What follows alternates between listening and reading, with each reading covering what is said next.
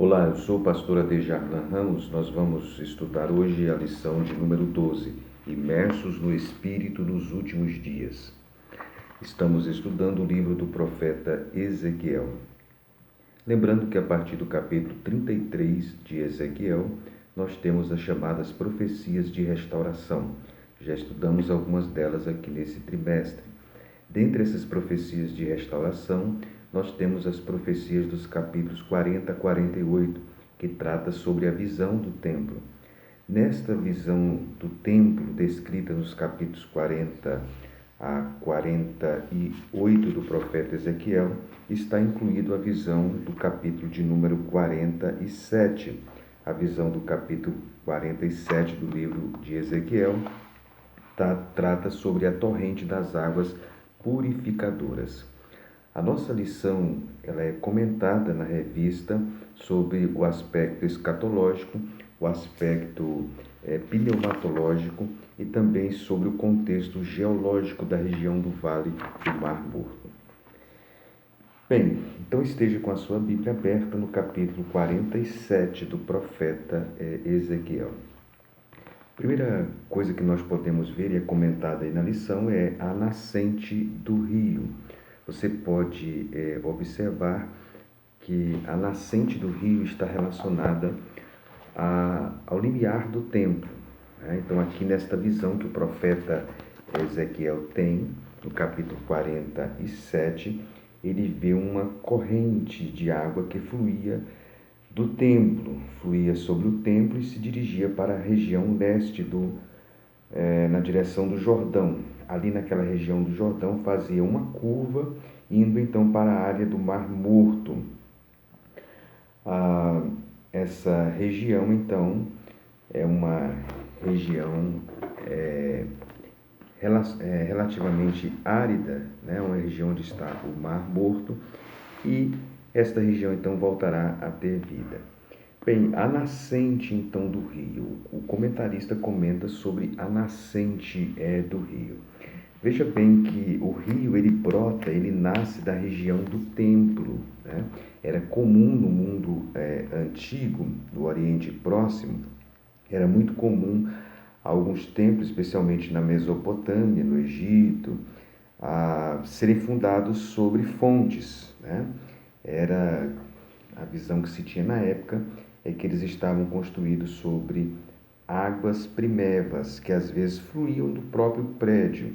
Então, era uma montanha cósmica simbólica o templo, era a visão que se tinha no mundo antigo. Então, as fontes das águas primevas eram simbólicas e o templo então estava construído sobre essas águas. Então, o templo então representava então uma montanha cósmica, simbólica. Era esta a visão então do mundo antigo. Então, o profeta Ezequiel vê então o rio fluindo exatamente da região então do templo, do limiar então do templo. Bem, então no ponto 1, a nascente então do rio. Nós cremos que esta referência, porque esse texto ele tem um aspecto principalmente de literalidade, embora em alguns momentos pode haver simbolismo, mas a interpretação que nós seguimos, ela parte do princípio de que está em foco aqui a literalidade, pois se o templo era literal, então essas águas, em determinado momento, ela está relacionada à literalidade que vai dar vida ao Mar Morto, embora em alguns momentos pode se misturar o literal com o simbólico. O segundo elemento que ele comenta aí é o guia celestial, um homem cuja aparência era como a aparência do cobre, tendo um cordel de linha na mão e uma cana de medir. Aquele homem começa então a mostrar para o profeta Ezequiel as águas. O propósito dele era exatamente mostrar então a profundidade então das águas daquele rio. À medida em que o rio vai descendo, ele aumenta então o seu volume, e a pessoa que estava apresentando, o personagem, o guia celestial, ele tem esse objetivo. O rio então sai do limiar do templo, passa pelo altar do holocausto, anda então ainda na região sul, ele sai então da área do templo. Ao sul, a porta oriental ela está fechada, né? Ela está fechada, e Ezequiel então é obrigado a dar uma volta, e essa volta é pela porta setentrional, ou seja, a porta do norte, a fim de vir a água, porque a água então está passando por aquela região do templo. A 1000 côvados, ou seja, 500 metros então para o leste, a partir do muro do templo, ele então é levado a passar pela corrente e vê então inicialmente as águas dando no artério, mas à medida que ele vai andando, as águas então vão aumentando o volume, o acompanhante do profeta Ezequiel mostra tudo isso para ele e mede com um cordel de medir, e explica então que o rio flui para a região oriental, a Campina, para a região que é conhecida por Arabá, do Vale do Jordão, ou do Vale do Mar Morto, né? E ali então o rio chega então naquela região, trazendo então fertilidade. As águas então estagnadas do Mar Morto, elas então passam a ter vida. Então, no segundo momento, ele comenta aí sobre o guia celestial. O guia celestial, então, é aquele que vai apresentando, então, essa visão para o profeta Ezequiel. É um anjo acompanhante, né, que está acompanhando, então, o profeta Ezequiel. Veja que o objetivo dele, inclusive o acompanhante, esse ser celestial, ele está desejoso de mostrar então o tamanho desse rio. Ele inclusive leva o profeta Ezequiel para 4 diferentes regiões ou distâncias do templo. À medida em que ele leva o profeta Ezequiel para 4 diferentes distâncias do templo, o rio então progressivamente vai se tornando mais profundo, até que cobre então a cabeça do profeta Ezequiel. Então nós vimos inicialmente a nascente do rio, nasce então do templo, vimos aí o guia celestial mostrando o rio então para o profeta Ezequiel, e à medida em que ele mostra, ele apresenta o rio vai se tornando mais profundo. E no número 3, os novos frutos. Isso está no versículo de número 12 do capítulo 47 de Ezequiel. Junto do ribeiro, à sua margem, de uma outra banda, subirá toda sorte de árvores, que dá fruto para se comer. Não cairá a sua folha, nem perecerá o seu fruto. Nos seus meses produzirá novos frutos, porque as suas águas saem do santuário, e o seu fruto servirá de alimento, e a sua folha de remédio. Veja então que nesse caso a linguagem utilizada aqui é uma linguagem apocalíptica, escatológica, muito parecida com o livro do profeta Ezequiel, do Apocalipse, do capítulo de número 22. Então agora, à beira desse rio, nós observamos aí na visão do profeta que cresce então uma grande abundância de árvores. A abundância de árvores à beira então desse rio, né? O rio então correrá para o oriente, depois o rio corre para o sul, rumo ao Mar Morto, vai transformar a água salgada, que é 6 vezes mais salgada do que as águas dos outros mares, que antes sustentava a vida por causa da abundância de compostos minerais em água doce. Não sustentava, né? Não sustentava a vida por causa da abundância de compostos minerais em água doce. O Mar Morto, então, por isso, ele é chamado, então, de Mar Morto. Nesse caso aqui, ele é transformado, então, num mar vivo, né? O Mar Morto, então, voltará a ter vida. Ele vai ser, então, saneado, né? As águas do Mar Morto vão ser saneadas, ou seja, vai ser dessalinizada. A dessalinização ou o saneamento das águas do Mar Morto é uma ação miraculosa. O que o texto quer mostrar aí, do ponto de vista geográfico, é algo miraculoso. O Mar Morto fica a mais de 400 metros abaixo do nível do mar, sendo o ponto mais baixo da Terra. O alto índice, então, de minerais do Mar Morto resulta no fato de que as águas que ali desembocam não têm saída. As águas, então, de diversas fontes escoam até ele, carregando, então, vários minerais, numa proporção de 7 milhões de toneladas por dia. Depois as águas então evaporam, deixando os minerais ali. O índice de salinidade alcança 26 a 35%, quando na média dos oceanos é 3,5%. Então veja, enquanto nos oceanos a média de 3,5%, ali no Mar Morto vai de 26 a 35%. Então veja que nesse caso aí é um verdadeiro então milagre que acontece ali, né? Então está em foco aqui a bênção, a fertilidade, né? A água trazendo bênção, a água trazendo então fertilidade. As águas estagnadas então do Mar Morto tornam-se doces e os peixes então a enchem. Você pode ver no versículo de número 8 e no versículo de número 9, né?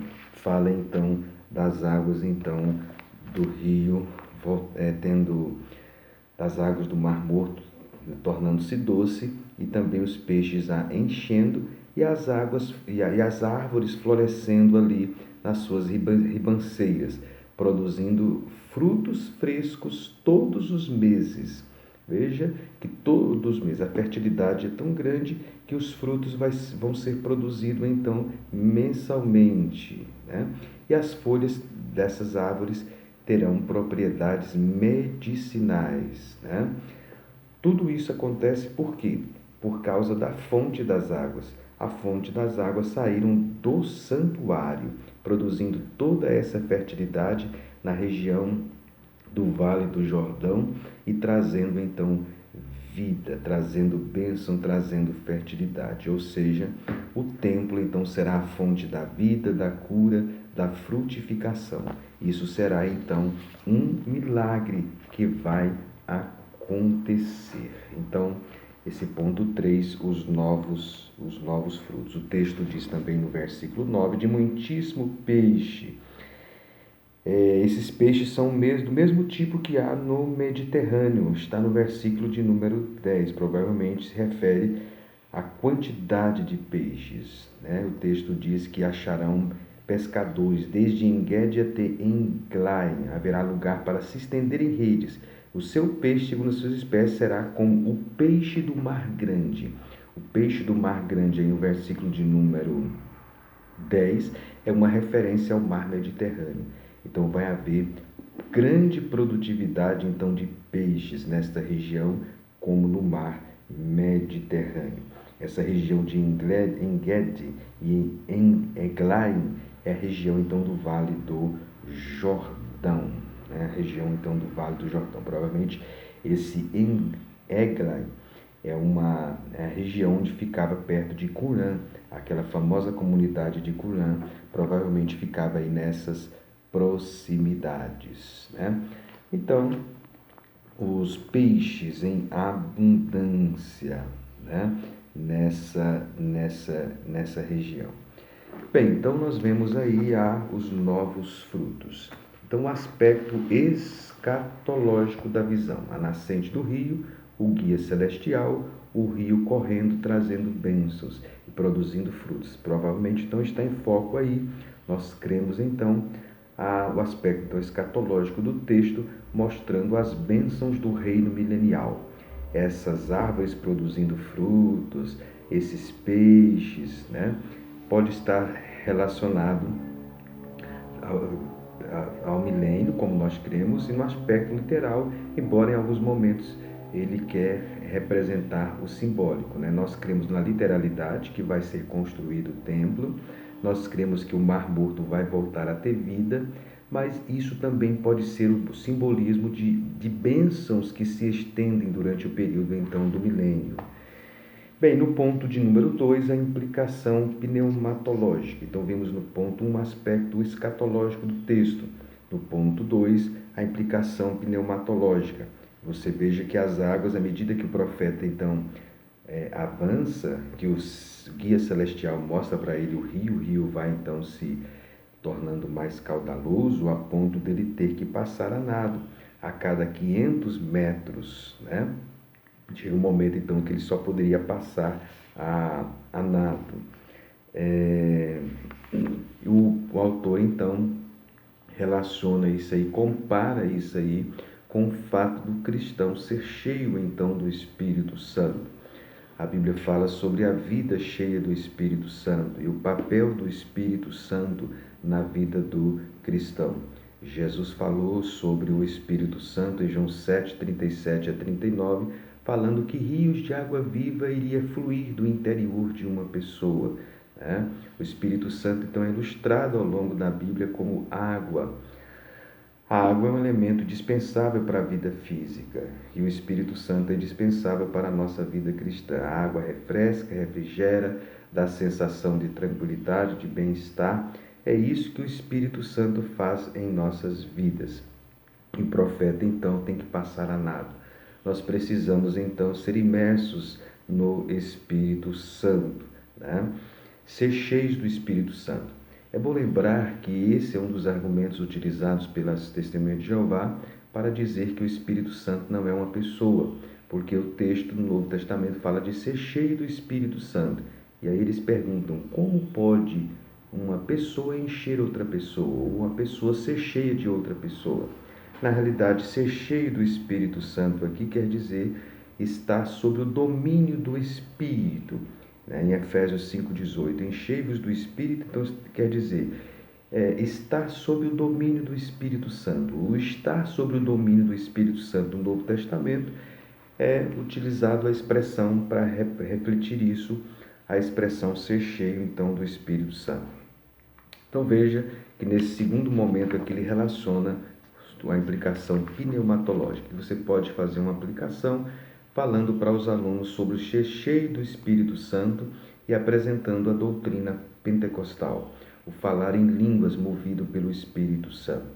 Em terceiro lugar, o comentarista comenta o aspecto geológico do Vale do Mar Morto, né? Aquela região do Vale do Mar Morto é uma região deserta, digo seca, árida, né? Desértica nesse sentido, e ela então vai voltar a ter vida. O comentarista comenta isso aí na terceira parte, né? Então, a região do Mar Morto, ali ficava a região da cidade de Sodoma e Gomorra.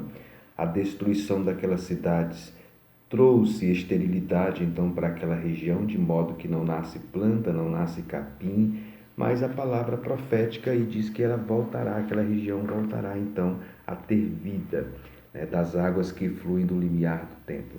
Isso está representando o milênio, nesse texto, o objetivo é apresentar o quadro profético do milênio, aquela região, então, voltando a ter vida. Uma das características do milênio é a produtividade, provavelmente essas águas, né, que vão voltar a dar vida à região do Mar Morto, está falando, então, está em foco, então, a questão econômica, então, do milênio. O Mar Morto, então, a região, o Vale do Mar Morto, é utilizado para representar, então, aí a produtividade, né,